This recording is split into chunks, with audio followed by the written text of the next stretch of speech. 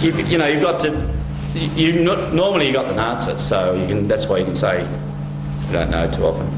But you know, you've got, if you're honest with your answers, and you can say often enough that, you know, you can give a good reason for what people should do, and then you find that people are quite accepting of the fact that you just say, well, you know, I don't know about that, I'll go and ask someone else. And I think you should do that. I think you should ask somebody else. I have, with the situation I was at this year, I had 2 crews that I was looking after virtually myself, and then I had 5 crews that I was overseeing for other people. So I'd go out and watch them, but also get them to come over, you know, one of the other coaches to come with me and tell me some things about my crews, because I wanted to know what they thought about it, and what input they could give me to help these people to go faster. So, you know, I think if you can share information, that's a big plus, because it's not something that's a secret, you know. It's really important that people can go share from one to the other. You know, coach in this club can go out perhaps on the water with the one from next door and discuss things that are going on, because we're only in it for the benefit of the people sitting on the seats, pulling on the oars. And we need to find out as much information and much help for them as possible. So, you know, finding a way to actually correct things, you might have to go outside of yourself, and don't be embarrassed about it. It's important that you can call on somebody that's going to give them some information that's going to help them to get better. And the important thing is that, you know, that you put it back together again. There's no point in just sort of doing something, some sort of an exercise, and having treated it quite independently of everything else. You've actually, you know, then you need to incorporate that back into the whole thing. So if you think, as I thought with some of these guys, that they wasn't going in the water quick enough, then that could become a problem, because it's different from what they were doing before. To put it in quickly into the stroke might have upset the pattern. So you've got to really make sure that you organise it so that this quickness or whatever you've just changed, in this case into the water, doesn't then get out of context from the rest of the things that you've been doing. But, you know, it doesn't hurt to exaggerate things for a short time and then just put it back into the context. And I will basically I think it's quite good to do some exercises and then not forget about them, but let them be filed away into the computer and just carry on rowing with this information, if you like, not forgotten, but just stored rather than thought about too much. So, you know, if you give themselves enough chance just to row and not be bombarded with a lot of information, just give them the information, let it sink in, and then, as I say, this is why I found this really good, this in a game of tennis ball. You then just you just row along in a sort of a vacuum, but you've got this extra information that you row from. And I think if you can be, if you can get to the point where your people can row without thinking about it, they're there and they're rowing, but they're not actually having to consider what they're doing. Then you're getting a long way towards achieving a really natural sort of way of rowing, and one that's just as easy as walking or running or something else. If you make it complicated, if you make it something that's not natural, then that's when you come into problems. Because I don't know of any sport that's sort of geared up like that, where it's something that is quite sort of outside of the, maybe I don't know how much horses like doing dressage, but that's probably a bit unnatural. But and you've got to use your legs opposite to what you're taught to do when you're a young horse. But anyway.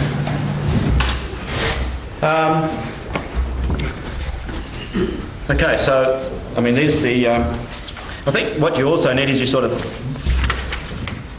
fix-it exercises that you use to try and help people who might have some problems. And I don't have people going out in the same. I mean, this is just me. It doesn't mean to say it's you, but I don't have people going out and sitting on the back and then moving there and there. I just basically, as soon as I like people to get in the boat and start rowing, and then perhaps 5 minutes later we just stop and look at some aspect of the stroke that I'd perhaps like to look at on this particular row, and then just carry on again. And so unless it's been done for a purpose, to me there's not much point in doing it. If it's just been done because somebody tells them to, and then it loses it loses the impact, loses the importance anyway. Because unless you're doing something without a reason for doing it, it doesn't really achieve anything. If you can have people really, when they are sitting on the back of the slide, that they are really doing what you want them to do, and when they move forward, that they really are working their backs, and that's fine. But if actually it's not occurring, they might as well just get on with a few miles, I reckon. And then you have, for some of the things, you have your own type of exercise. I thought I had some on this video, but I don't seem to. So, do quite a lot of. There was a little bit there, sort of inside arm rowing, where looking to really just leave the blade alone and not pull with it. So I use inside arm rowing quite a lot for getting people not to tug at the handle. I use the outside arm rowing quite a lot for getting people to just sort of place the blade and really hang off the outside of their body here and really feel it through from here to here. So I'm always, this is just me, but I know some people really talk about locking up and rowing off the shoulder here. I don't. I try to get people to keep their shoulders basically square, move around, get the pressure here and then through to here. And that for me, there's quite a lot of compromising that I think you can make to bring about the full effect. If you tighten things up during a stroke, somehow you've got to spend time getting them loose again. And if you can keep them, as I said before, in real terms, they're actually still relaxed, even though they look tight, because they're all connected up, then you score quite a lot of free time, because you're already in that relaxed position when you come out of the finish again to go forward. As I said, just some of the things people just don't really realise what happens with their oars when they go in the water. And I think if you can, sometimes certainly with an 8, you can actually sort of get 4 people to be rowing a stroke. They have to pause at the end of a stroke to wait for a blade to come through, but you can actually get the other 4 people just to square their blade up and just throw it into the water and just sit, then just take themselves back down the slide and wait for their oar to come to them. So, if they get it, after a while it goes through, hey, I don't have to hang on to this oar or really pull on it. If you can actually just get the feeling that they can place it in and somebody else can move it through for them,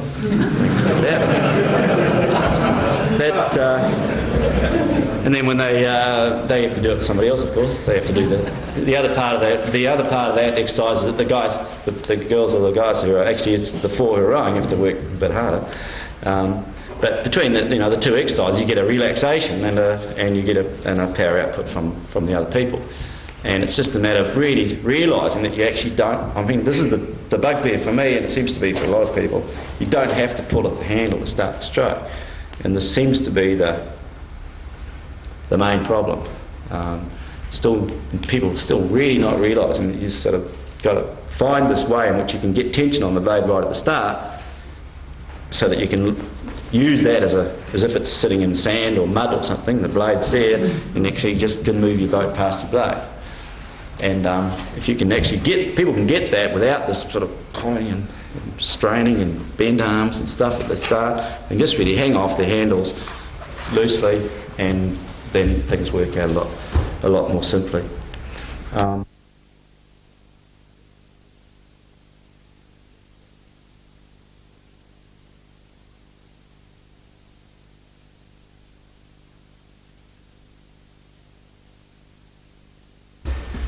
Starting in 1993, was it? 1992, yeah, when I went to Cambridge.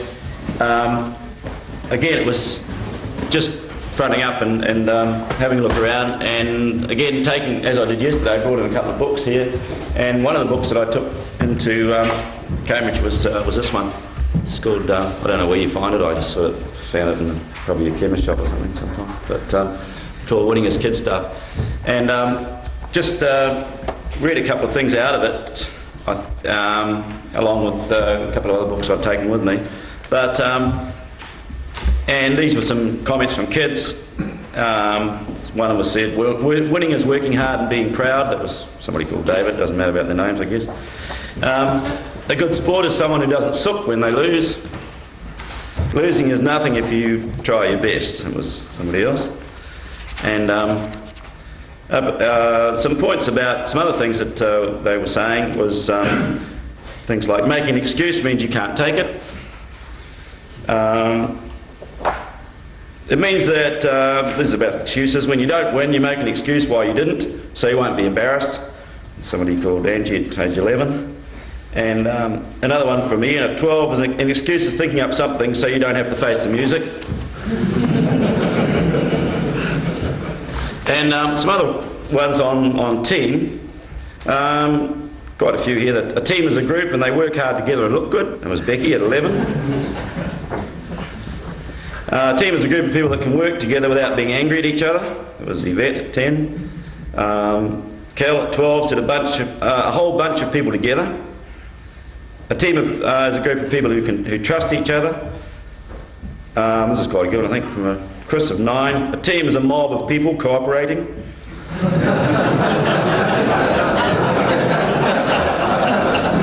Sounds like some sheep or something. A group of people who help each other and have fun. A team is something that you can count on. And I guess this was one that was quite pertinent to the Cambridge situation in that year anyway, which is a real team is one group, not a group of ones. And I think that was Dennis. I don't know how old he was, probably about 3, I guess. I guess when I spoke to people and about this sort of winning as kid stuff, that was one of the themes that was continued right through the whole time that we're there and that we have been working there. And I hope it's something that you're always doing with your group. And got a couple of bits of little video here. One's actually from this New Zealand group again. The title said sort of a model. Well, I don't think there is one model, and that's why I don't think it's certainly not possible just to say, right, this is what Cambridge did in 1993, and this is what Cambridge did in 1994, so this is the model. In fact, the same thing didn't follow between 1993 and 1994. And I think that's the other thing, when you're working with a group of people, they are not the same people 1 year later. Everybody changes all the time. So somebody from 1 year, between the time they leave, for example, from the boat race until you pick them up again 6 months later, there've been 6 months of changes in their life. Could be anything in the family, could be anything at the university, could be anything in the job, there's whole lots of things that change. So the person is different.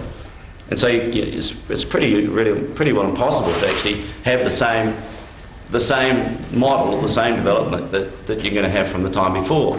And I know in 1982, for example, we were making this mistake with the 8 that we had in 1982. I can remember clearly that it was always, oh, we didn't do this last year, or oh, it used to feel like this last year, and this year it's like this. And this went on for quite a while until we said, look, just forget about last year, this is this year.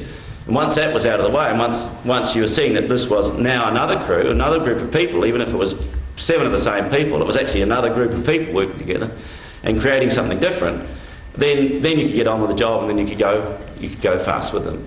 But if you just kept all the time looking to the one that was supposedly the right plan from the year before, it didn't make it necessarily the right plan for the year after. And so it's really important that you have to look at the circumstances and just allow the plan to develop. You must have a game plan, surely, but you have to have flexibility within that to allow the development to occur that will bring you to the best possible situation. There's certainly not, as I said, not one model, but there's certainly similarities in the things that you tend to do to bring about some success. You'll have memories of your successes and failures and ups and downs, but I remember very clearly still the first Club 8 that I had that won. This was, I don't know when it was, 1968 or something like this. Certainly remember the 1982 8 because it was the first 8 of a national, well, not because it was the first 8, because it was just a really neat group of people that really achieved something. And so I really remember them. I remember the Swiss double from 1988 that won on a silver medal quite unexpectedly. Remember the Swiss Junior 8 from this year, because I was working with a lot with them last year. And these are the sort of things that you know, can isolate as sort of major things that you enjoyed being involved with. And at the moment, anyway, I mean, can't really differentiate between the two Cambridge boats, the two Cambridge groups of people, because I mean, that's really recent. Maybe in a few years' time, you think more about one than the other.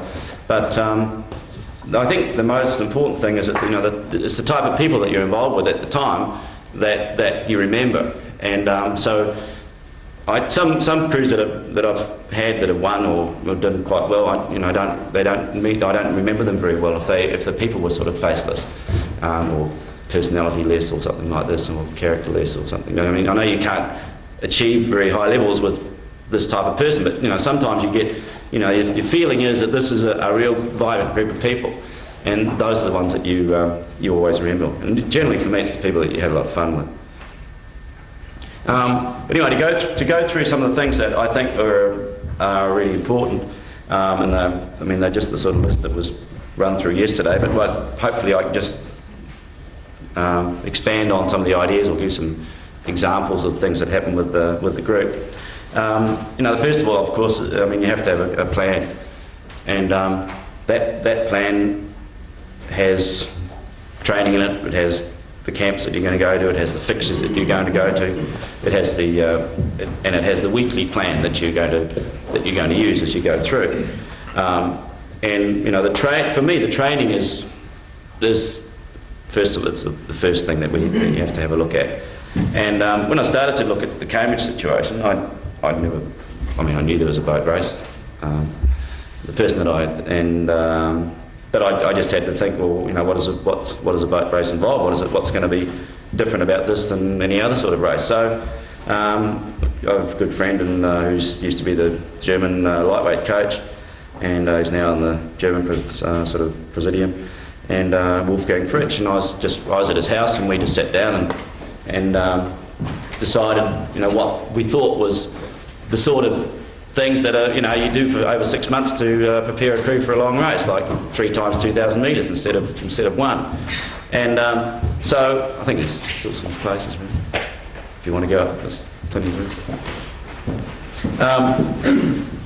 So we decided that we needed a lot of endurance, obviously, and we also decided we needed to develop as much power as we could from the people. So that meant setting out in 1993 anyway to build up to about 100 minutes of continuous rowing, and that I think we started about 80 minutes in the sort of the first training, and that sort of just kept adding on until at the you know, the longest, at the point in which we wanted to do the greatest amount of mileage. So it was we worked by minutes rather than miles, but it was about 100 minutes that people were doing.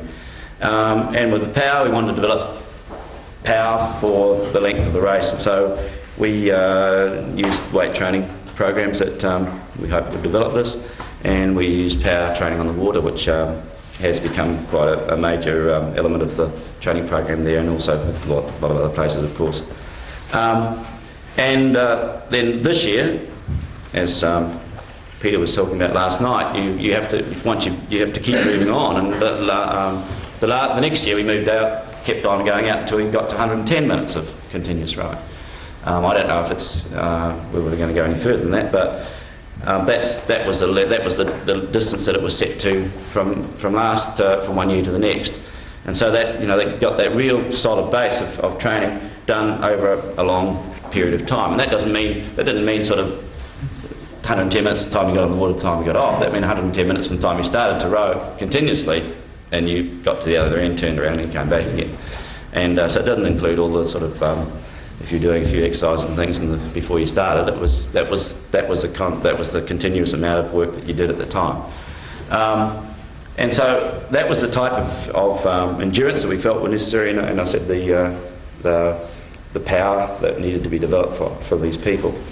To go along with the training, we're testing regularly lactate testing, and from that provided the confidence for the people training that the training was working.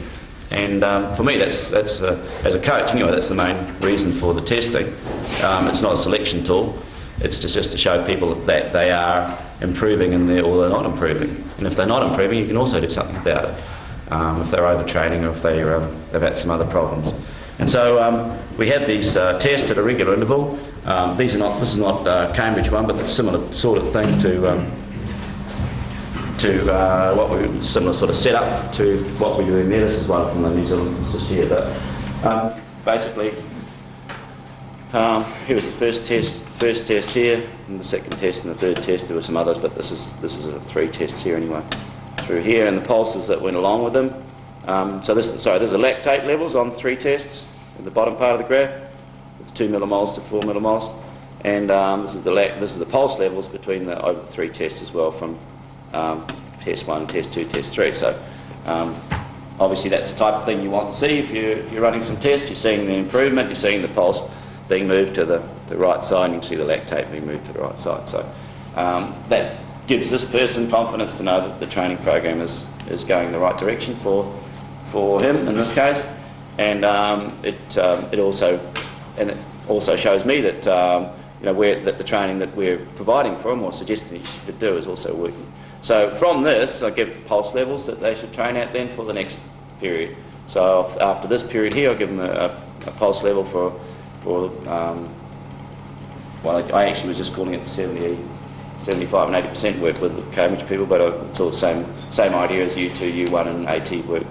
And so this was the levels that we set, and I just write up a sheet, and so that when people were training at U2, they had this pulse. When they were training at U1, they had this one, and when they had AT work, they're on that. So they had their pulses, and they could go ahead and train at them, and train at them. And once they trained at them and they did the things that you asked them to do, which is again what Peter was saying last night, if the coach says row a race in a particular way and you row it that way, then the coach has got something to work back from. So if we said, okay, this is what pulse I think you should work at, that they would do that, and then you get the result, and then you can confirm or change or whatever you want to do with the next sector of the work. All right, so that was, I think, the testing was an important aspect of the development of the training that and gave people the confidence in the training.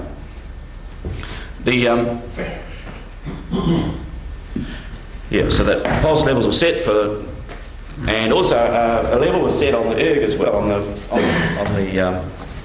on the output level, so that people were trying to match up their pulse with their output, so that there was a wattage component to what they were doing, not just the pulse. So they were trying to be more efficient, trying to see how their efficiency was developing between their pulse and their workload.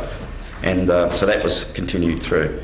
And then I'll say a retest 1 month later or whatever, and then carried on. It wasn't that easy, I suppose.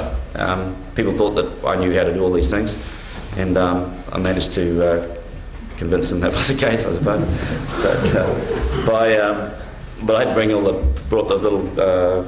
the equipment from Switzerland, and I'd bring it across in the bag, and I'd have myself set up with 10 ergs all around the place, and a trolley that I could roll around every bit with, and at the end I'd set people going one minute after the next, so that I have time between each test to take the blood. And so as soon as somebody would stop, I'd zoom in and get some blood from the air, put it in the capillary tube, put it into the little container, shake it up, put it in already have these labels done, and then as soon as that was done, move to the next one. So to keep doing this for 30 tests basically, because it was three times 10 minutes we were doing at the time. So that would keep you busy for about an hour and a half, without too much of a pause really. So and then you had to put it in ice it, and bring a couple of those things you find in the fridge, put it in between that, and take it back through to, never got checked by customs, but anyway, took it back to Switzerland, got it analysed, and set the results over the next night, and away they went carried on with the training. So it was a reasonably difficult job, but it was worth doing it, and that was good practice for me too, I guess. So there was that. There was also the ongoing assessment that we did with people, so that it wasn't just one thing that you were assessed on. So everybody had a chance to shine at something, to show that they were good in a number of different things that we used. Obviously we had, well, not obviously, but we did have erg tests. I think there was about two or three 2,500 metre tests and a 5,000 metre test. We had pairs trials that we rode for the national trials, and also some of our own that we did at Nottingham. We had seat racing when we were in Banyolas. That was pretty high power stuff. Raced at Fours Head, had a trial eights race, and then had some fixtures against two other, one set of fixtures before we made a decision. But and even had interviews when we were in Banyolas, and sat down and talked to everybody for anywhere between 5 or 10 minutes to an hour, depending on how much people wanted to talk to us about. So we had a pretty good idea of what the people were, how they all worked, how they fitted together. So we had a pretty good dossier on what sort of things we're going to, which people we're going to use, but it was an objective, basically it was an objective testing system. The interviews were just basically for the information on how the crew might work together. So the group development of this, or the group dynamics. Was interesting, and that what we tried to do was hard on some people, because we didn't select crews until quite late. I think it was about 5 weeks before the boat race that we actually sort of said, right, this is the boat race crew. And in the first year, I think there's about 14 people that, there was a basis of about 5 people, and then of the other 3, there was about probably a large number of people could have been in the other 3 seats. And so this was quite testing, I guess, for them. But the big thing about that one was that the whole squad really worked together, and so there wasn't this. Well, there was as little as possible anyway of this delineation between the one group and the other group. And I think that was really important. And I think I remember that there was the first race, the Goldie race was held, and then when the major supporters of the blue boat were the Goldie boat, and when it looked like the blue boat was moving ahead and looking like they were going to solidify their position in the race, it was the big cheer came from these guys watching in a tent somewhere, and so that, it was a real cohesive unit that was. But it wasn't just the 8; it was the whole area, the whole group around about it as well. So I guess we tried to get the strength and the weaknesses out of, try to work on people's strengths and try to help them to overcome some of the weaknesses that they would have, and was really working in a positive way. We also, I think it was objective, it was fair. There was fair treatment. Some people needed time away. For example, one of the guys could only row on some days, and he was be worried that if he didn't row on these other days that was going to jeopardise the situation, and we had total belief and trust in him, and that if he wasn't going to be able to row, he'd still find time in the day to row an hour or 40 minutes or whatever on the erg. So that wasn't the problem. It was we knew people were training to the whatever possibilities that they could. Most of the group was always there, but some people couldn't always come. The other one, that there was sort of no priority for supposedly the best people. I remember the first year that I think it took Richard Phelps about to Christmas to sort of realise that really just because he'd been in the Olympic 8 didn't mean to say he was going to get this one. So, and then he really had to sort of knuckle down and make his seat the same as everybody else did. And so it was the same with Torsten and Peter when they came this year. Roger had said to them, you'll do an erg test when you arrive, sort of thing, and they sort of said, oh yes, okay. And then when they did arrive, they did do an erg test. But having been on holiday for about 1 month, they both scored about 8 minutes, I think, on 2,500 metres, which wasn't very exciting. But they arrived, and first question was, okay, well, what time do you want to do the test in the morning? And they sort of said, oh, well, 9 o'clock. I said, good, right, 9 o'clock. So we had the test. And so, I think that was the important thing. I mean, it was certainly not saying that we weren't going to use these people unless they followed the rules or whatever. It was saying that we would be stupid on any of our parts to think that these guys weren't going to be an integral part of the unit, because they were really good. But there was a point that everybody had to make their way in the right way, and so that was an important part of it. So getting the best out of the people. I guess the special case last year was Torsten and Peter. Perhaps just mention a little bit about that now, and that they had quite a tough time when they arrived. I think the first day Torsten was there, somebody broke into the car and stole his computer. But they had quite a hard time of it, and they also didn't. I mean, their English was good to speak, obviously, but it's a bit like anybody speaking a foreign language. Some of the understanding isn't so great, and they had quite a difficult. I mean, I'm sure the Cambridge guys had enough trouble listening, understanding what I was saying, let alone two Germans. But they did have quite a hard time. But on the other hand, they did keep themselves quite separate from the group, and so we had quite a long time when they didn't really, they weren't really part of the group, and we had to manage this. Well, it was quite, and we had to manage it. John and Sean obviously had the most to do with this, because they were here all the time.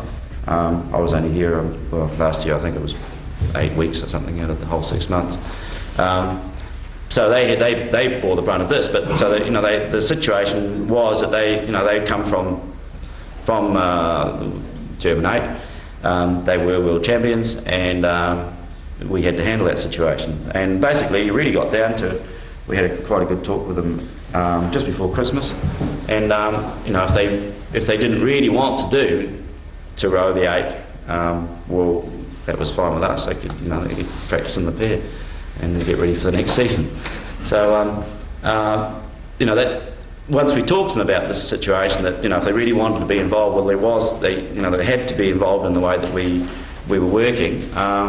Then things changed quite a lot, and when we were in Banyolas, that was one of the sort of the stars of the hat throwing was Torsten, and he really emerged then as a leader of the group, and he was a really easygoing guy anyway, so he's a really neat person.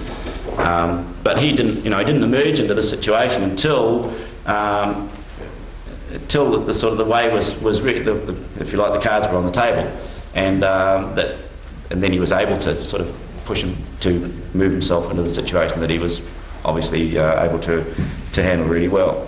So he was, once they came around, they were great. And earlier on, we didn't row them anywhere near the stern of the boat until Banyolas, really, because we wanted to. No, that's not right. We actually rowed them in the stern of the boat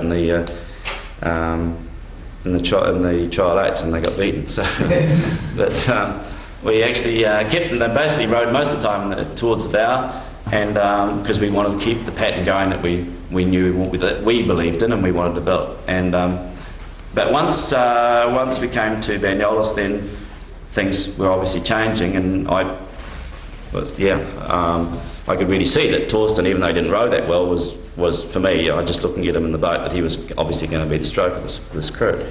For one thing, he didn't really fit in any other seat that sort of moved very well, but he was always out of kilter with everybody else in other places. But I mean, he's 6'6" and probably about knees and legs about 5'6" sort of thing. But so he always looked really small on the boat, and he does as you saw on the video, even though he could set the other people up really well, but he didn't actually do quite the same as other people when he was for himself.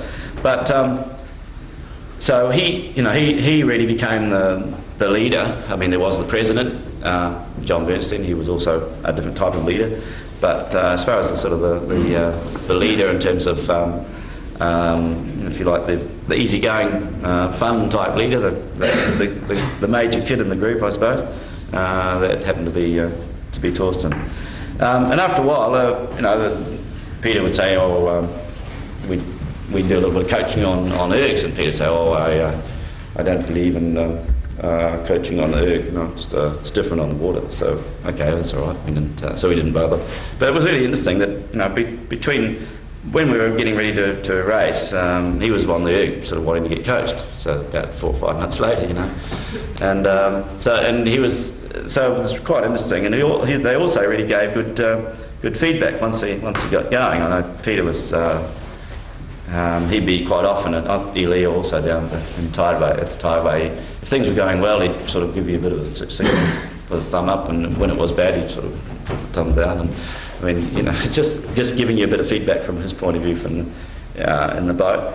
And also at Nottingham, just before the last training camp before the boat race last year, there was something missing around the front end of the stroke. It was it wasn't really connected up firmly enough from the. There was this thing that we were talking about, getting the blade set, but there was too much time between the setting of the blade and the moving and the maintenance of the pressure on the blade, and so he could really recognise that, and we could see it from outside the boat, and some of the other guys couldn't quite know what he was talking about. And so, but so he just kept on working on this point that he was on about, and that it really worked out very well like this. So once they come around to the full circle, then any comments that they were making towards the boat were really positive. But before that, when they hadn't come around, then the comments towards the boat were most often negative. So there was a whole sort of a process of I don't know what you call it, but just sort of a development of them into the group, and then they became more or less the focal point of what was happening. So that was a really important one. The team coaching thing was really important for me. A lot of people don't operate too well, I don't think, in a situation where they aren't the only person working with the crew. But I think it's a really good system, and it's also one where certainly it makes life a lot easier for you if you can handle it, because a lot of people aren't able to commit themselves now to 7 days a week of rowing, 6 days a week of rowing. And if you can develop somebody with you, if you can have somebody with you that you really can work with, and I think it's a really good way to go. Things aren't quite well in New Zealand anyway anymore. People haven't got the time that they can give that they perhaps needed to. So I'm trying to develop that idea there as well, that people should be more sort of a team coaching type situation. So I was really lucky with the two tremendous people that have been involved with me in Cambridge, and they're also excellent coaches. And so that was, they did all the coaching. I came in occasionally and just oversee what was going on and kept the training program coming in, but they were doing the graft. They were there during the day and during the week, and mostly on the weekends as well. So that was really great to have them. Nobody felt threatened by the other people, and as far as nobody had sort of big enough egos that they had to be in charge. And everybody got along really well, and that was the best for the team. And the other thing about it, of course, that if 3 coaches are all talking about the same thing, but talking in a different way about the same thing, it just gives the crew members so much more scope to understand, because they were going to relate better to one person to another. And so long as the message is the same, then there's no problem whatsoever. In fact, it's a great way to work, I'm sure.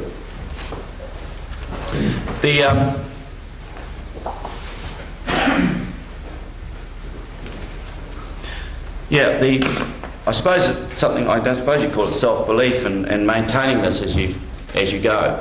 And you keep with that. And for example, there's a lot of before the race in 1993, we had a training camp planned for Nottingham, and for me that was the logical thing to do. I didn't know how fast these guys were, and for me to find out how fast they were, I needed to be on a measured course and get the splits for 500 metres or 750 metres or 1,000 metres or whatever, so that you can go into a race knowing what the actual speed of the people might be. And so that was one of the reasons for having a training camp there. Also didn't think it was a great idea to be at one place for about 2 weeks. And so that was a reason. And so when you start to read the paper about what you're supposedly doing and what you should be doing and what you shouldn't be doing, it's really important that that doesn't interest you at all, and that you maintain where you're going, and you don't, you know why you're doing it, and you keep doing it. But like Peter was talking last night, you've got a race plan. You're not racing. You've got 6 lanes out here racing, but you're only racing one lane. That's you. And so you've got a race plan, and you're doing it. And there's 5 other people out there doing races, and they're doing it. But and if one starts to look to the other, the one who's doing the looking isn't going to have such a good plan as the one who just sticks to his own or her own. And so that was the same sort of idea, I'm sure, is that if you've decided that you're going to do something, and in this case it was do this camp at Nottingham, you're not going to be influenced by what you might read in the paper. And I was, as regards the press, I was quite interested to start to read things, never having been involved in a boat race before.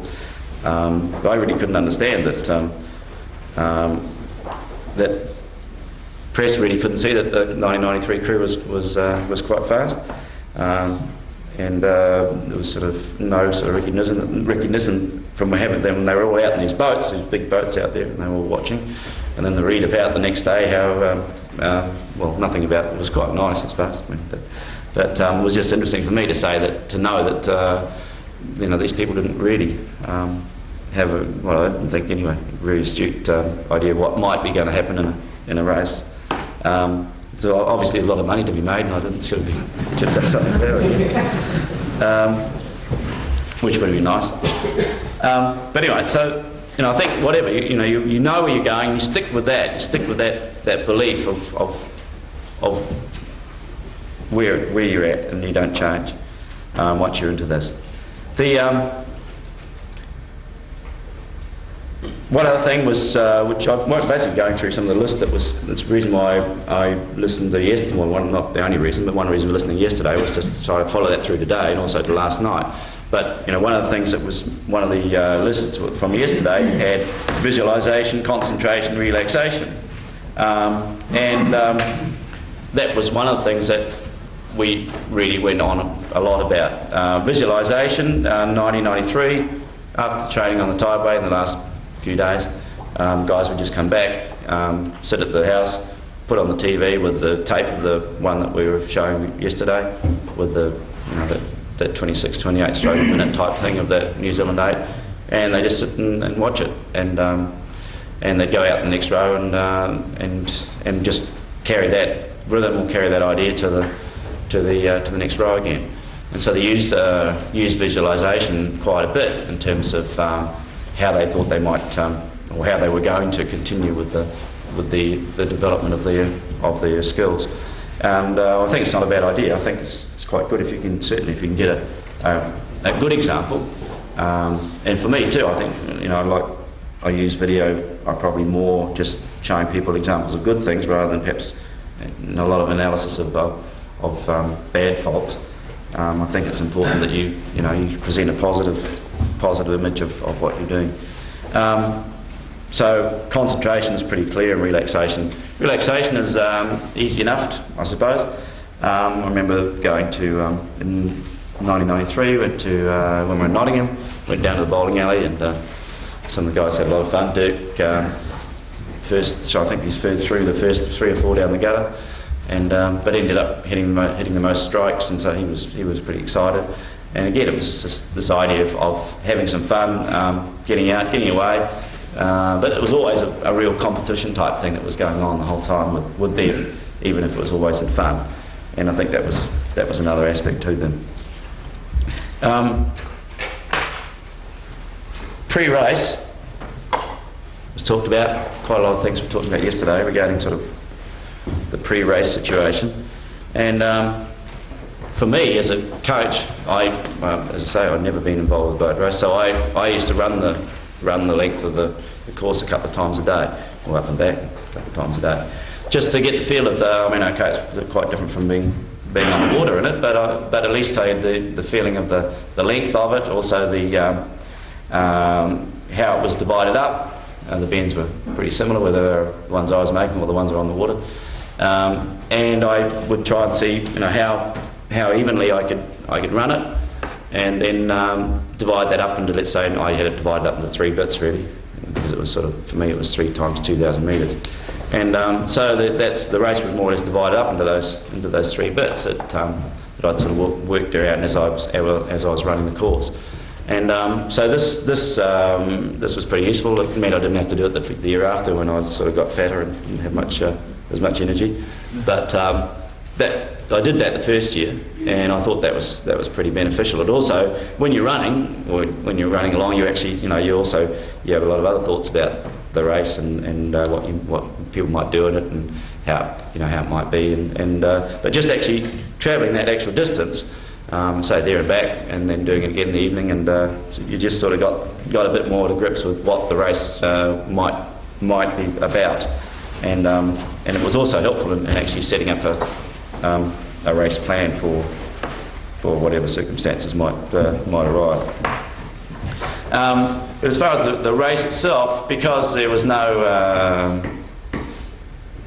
I had no history of the race, and that was basically the way we played it. There was no history. There was no 17 losses or whatever it was, or 27 or 10 or 5, I don't know how many it was.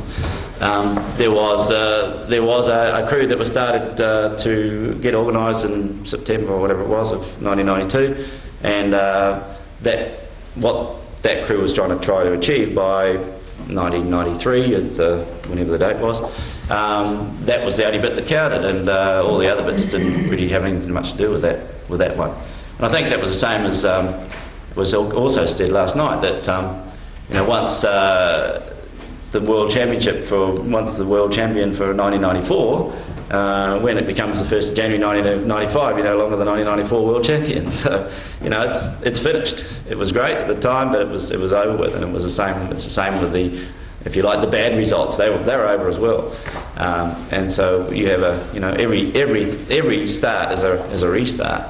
And every situation is a new one, and so it's this situation where you start anew. Everything is different each time you do it. It's different from the one before, or the one that's going to come next. So that was one thing about it. Quite often people have big meetings before races. Sometimes they don't, and I guess one of the things that in the 1993 one, because there was. Okay, even though we said there was no, this was only involving this part, there was still the people really needed to know, because they'd been in other, some of them had been in other boat races and lost. They still really know what the group was about, the ones that they were racing in this time, and so they did actually have. We were just sitting down around having a meal one night, and we actually started to just talk about basically believing and why people were going to do this race. And I just kicked off and asked somebody to say, why this race was really important to them tomorrow and what was going to happen type thing. And he started to talk about technical things that were going to happen, etc. And I said, no, not that. Just tell us what it is about this that's really important to you, and why you want to do well, etc., etc. And so we ended up with sort of 8 people just basically telling other people what it was that was really important about the tomorrow to them. And it wasn't all sort of hyped up or anything. But when they went out of that, everybody had so much more belief in each other that it really made this. It sort of gave them an extra sense of purpose. It made everybody quite relaxed. Everybody slept well. Everybody was ready to go the next day. And that was 1993. 1994, I think it was hardly anything at all. It was, you know, just sort of a bit of organisation, and I remember with Peter, he was with Torsten. I was driving back from one of the training sessions with him, and I said, you know, what do you do in Germany sort of before races? And he says, oh, well, I don't really do anything really, because you know, once you're selected in the team, well, you know what you're there for, and so, you know, there's nothing really to talk about. So you know, so we more or less went along with this sort of situation that you know, everything was under control as far as they knew what they had to do. They'd done it lots of times during training for a long period of time. They had total belief in each other, and that was the situation. And you know, sort of basically just, well, you had to go there a certain amount of time before so that you wouldn't get lost in the traffic. But basically, it was sort of filling in time, really. You're just sort of hanging around and sort of making idle conversation, and a few guys going to the toilet, a few hanging around here, and a couple of guys sitting on an erg, and sort of just waiting for the time to go. And it was sort of time to go, and it was, people were off. And even the you know, there's sort of this parade down when you take the oar down, one person at a time. It was a bit the same. He was the last one, and you just sort of, he was saying sort of, oh, you know, okay, good to go now, sort of thing. One day I said, no, you better wait a moment, the other guy's not down there yet. He says, oh, okay. So, and they say, okay, you can go now, right? Oh, good, see you later. You know, sort of gets his oar and goes down, and gets in the boat, and just, you know, really, really well in control of a situation. And that, I guess, came out of the whole development over a long period of time. Tons of desire in any successful group of people. One of the training times in 1993, one of the New Zealand rugby players, he was a captain for a while, Buck Shelford.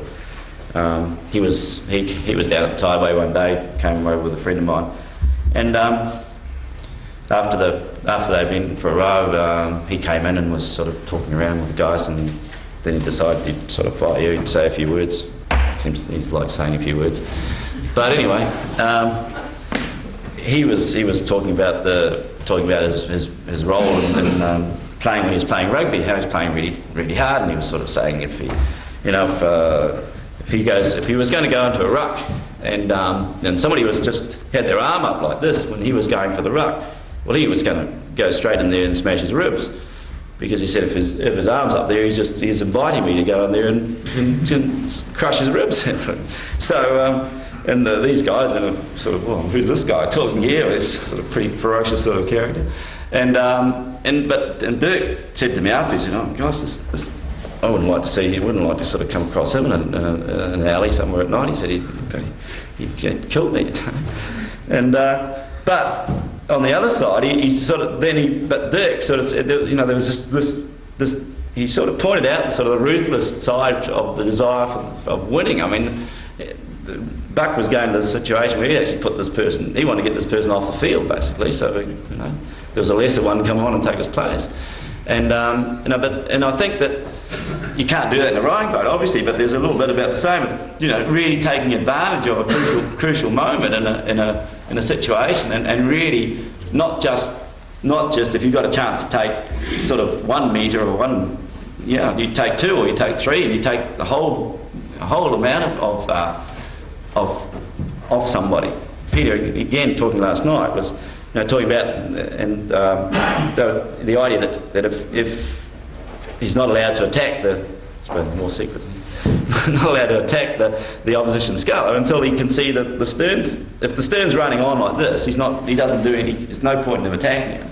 But as soon as the stern's starting to check like this, off he's in for the kill, because obviously the other person's the boat's not going as well as it should be, and so he can then take advantage of the situation.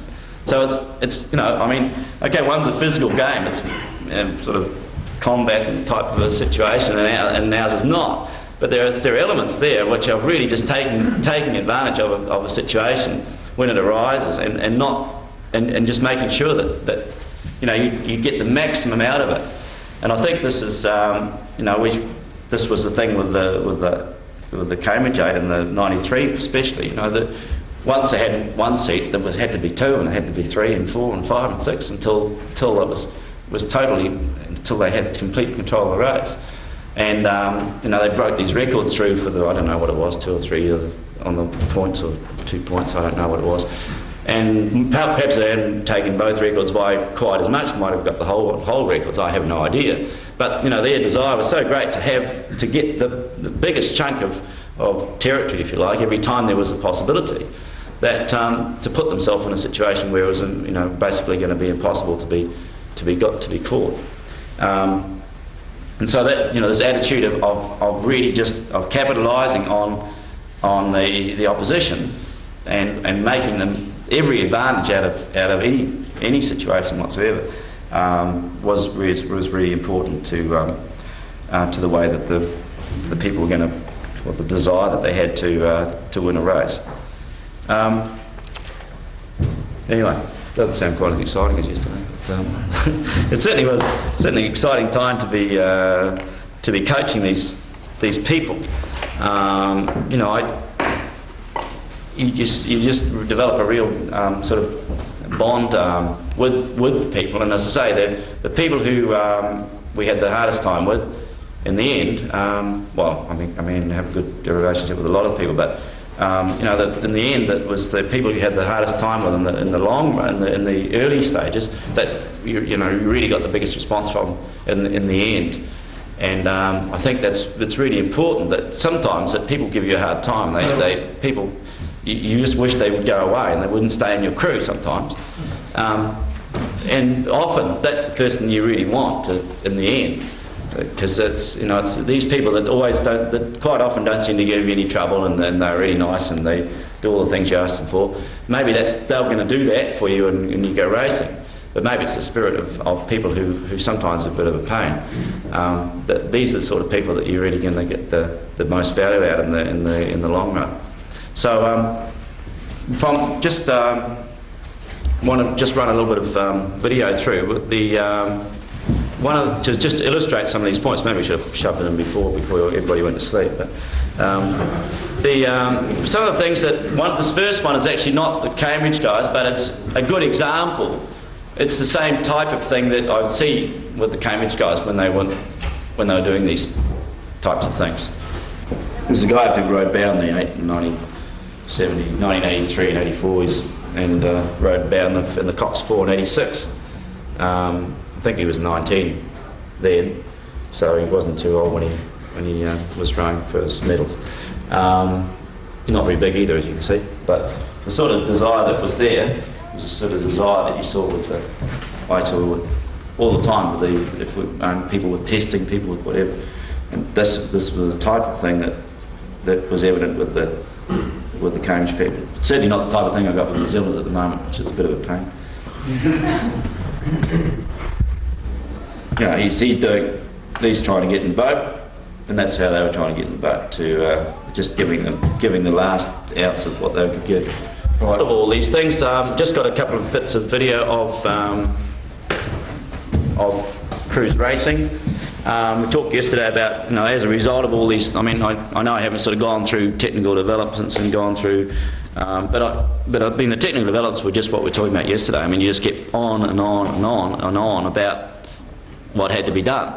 And, you know, we just sort of kept hammering on to the technical points that we were working with, and we didn't relent until it was getting somewhere near it, and then you give a bit of a break, and then you just come straight back on, you know, be on it all the time, until it came right. You know, it was sort of a bit of a crash course, because it's only 6 months you've got, and really the technical things didn't really come through till probably 3 months into the training that things started. This is in the first boat, didn't really start to work till then. And I know from my, you know, for example, in Banyolas, I'd had coached everybody from the coxswain seat in a 4, because I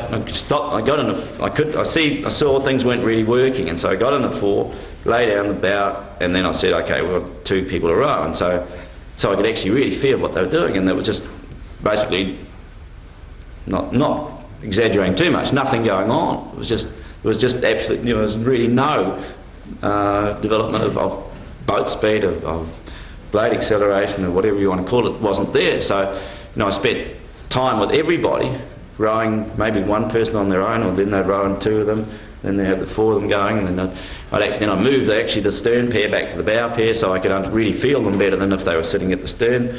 And so I'd really work with them to make sure that I could really feel them moving the boat, and really I didn't know what they were looking like. It didn't really matter at that point. I've seen enough of them looking from the outside, so I really wanted to feel what was going on from inside, and really to understand help them to understand what was really necessary. And so that was pretty hard for a lot of them, because I couldn't even see. You're just sitting there and you're just saying, hey, there's nothing happening, what's happening? And then you'd catch something that was starting to work, and you'd say, right, now you're onto something there. And so you just keep on to that until some development occurred. And so the technical sort of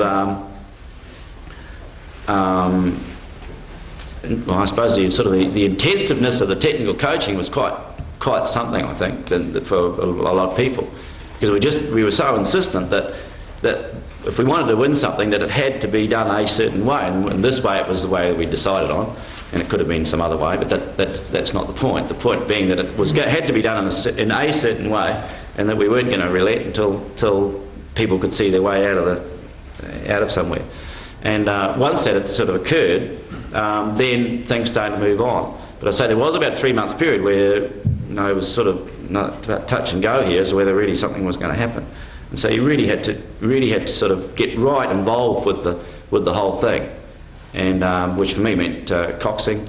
I don't think I got around to rowing, but I certainly got right in the boat to really feel what was going on. And the technical development was just was that, and then the idea of just maintaining what you were trying to do on the sort of in a small boat type situation or whatever, and you maintaining that through a whole length of 100 minutes or something like this. That was the point. And the other thing about the technical training, that I would think that I haven't got a graph or anything, but most of the training was done in pairs. From if you want to take the day one, the day whatever it was, I think you'd find that on average that the bulk of the training would have been in pairs. Probably then followed by an 8, but it would be debatable, probably between an 8 and a 4 after that. And so people weren't just sitting in an 8 and rowing their 100 minutes, they were actually having to produce something every stroke, because they were rowing in a pair. And if odd numbers, obviously somebody was in a single. But that was a lot of the training was in pair boats, leading to to get the best effect to develop as much training possibilities as they could.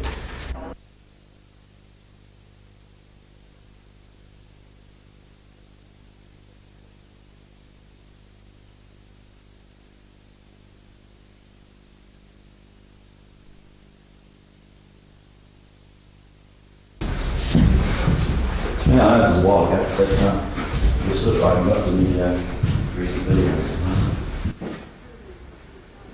But this thing that we're talking about, you're trying to get sort of easy movement. This guy, you've seen him a bit lately, just on there before. And this idea, this pretty comfortable sort of rowing really. And I think it's pretty similar also to what you saw on some of the pictures you saw of the boat race as well.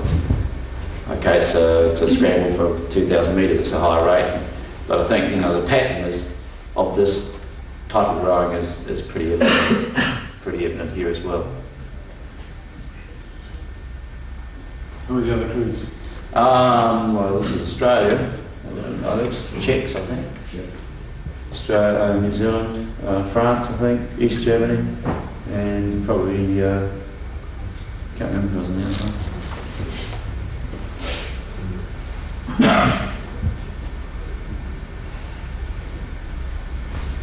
This guy actually ended up, he was running the first year in the Awesome Foursome from Australia, not straightforward.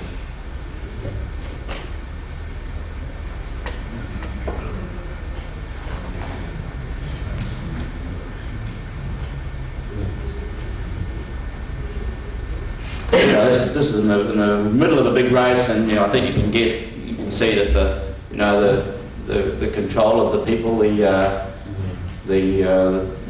feeling that there's not a big rush on to the confidence in the people that are doing this type of growing.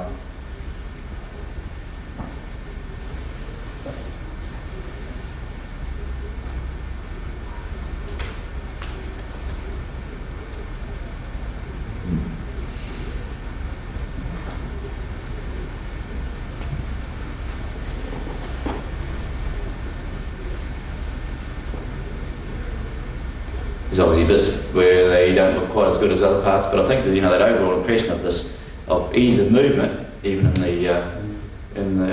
heat of a battle.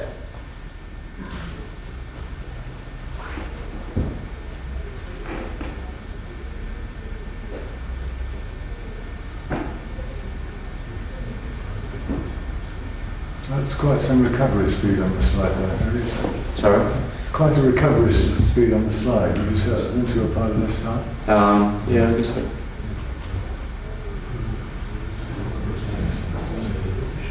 I mean, it's a race, so it's good.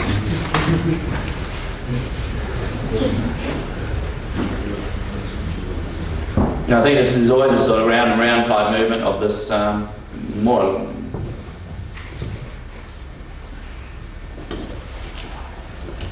A few bits starting to fall to pieces, of course, getting close to where you're heading for, but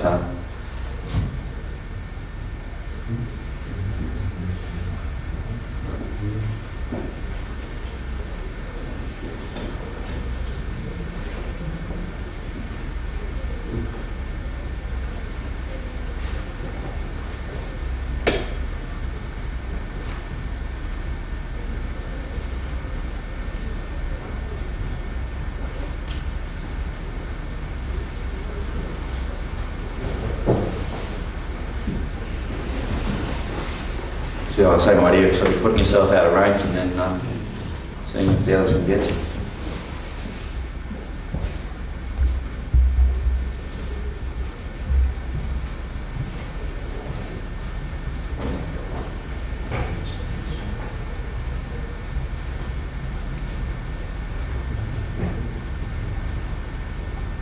Now this guy here is quite brilliant at this type of run. He's coming in the last few hundred metres here, and it's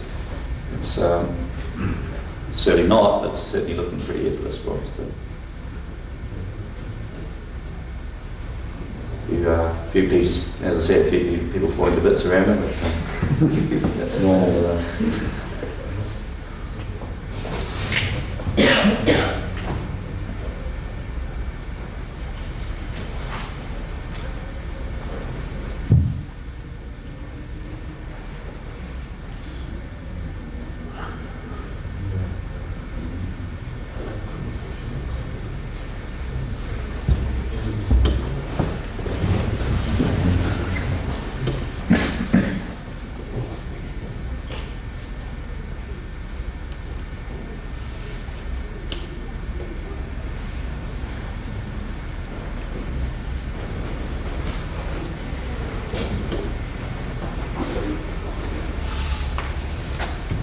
Yeah, not a bad time either for wooden oars and things.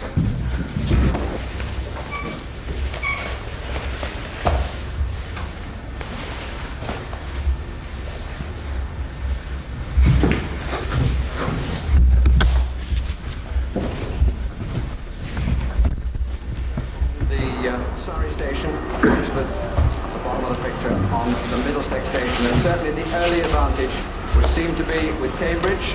This, at the moment, is a repeat of the Goldie Ice Race. They got away cleanly, both crews. Very good. They're quite close together, but parallel. Coming down Fulham Reach, and it will be interesting to see whether Samantha Benham can hold the Cambridge crew out so that she can turn right and force the adjustment for her opposite number, Martin Haycock. He doesn't go quickly enough with her.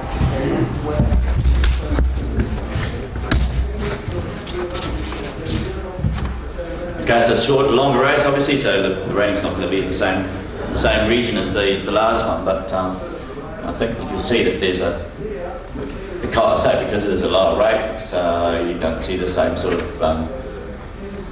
speed on the attack and speed of recovery that you saw in the other race. But I think there's quite a similarity to the way in which the race has been, the way in which people are riding, and the way in which the race is being worked.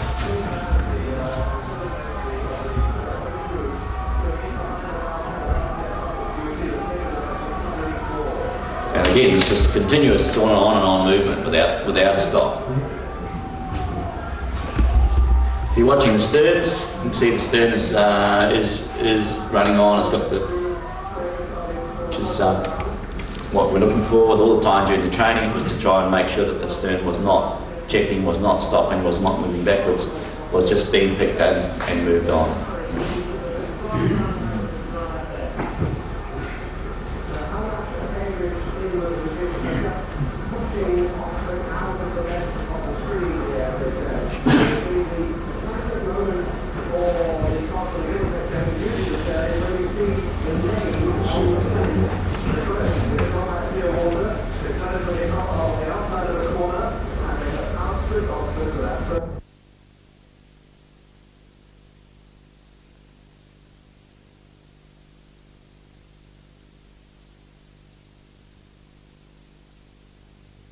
Yeah, it's not that big. Just along here is quite a good, again, quite a good piece of, I think the camera comes in a bit closer, and again you should get a good picture of the type of like crew cohesion, rhythm, development of power that was in this crew. But so going back to one of the first things I said, I think training, continuous training that was over this period of time, over the 6 months, was major contribution to the ability to be able to sort of basically go one stroke quite relentlessly from one to the next, and that was the training that people did that was able to enable them to do this. Okay, there's a certain technical skill that's being shown here, but just the ability to go for one stroke after the other for a long period of time was developed through the training.